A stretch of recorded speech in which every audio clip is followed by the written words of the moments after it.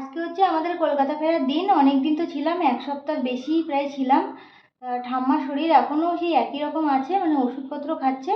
আর যে এক সাইডে ব্যথা, ওই ব্যথার জন্য একদমই মানে বিছানা থেকে উঠতেই পারছে না, এটাই হচ্ছে সমস্যা।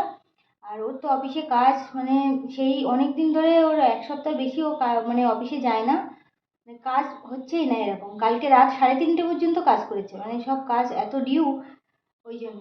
তো মানে এখন ওয়ার্ক ফ্রম হোম ছিল আর কি, তাও মানে বাড়িতে এসে সেইভাবে কাজ হয়নি।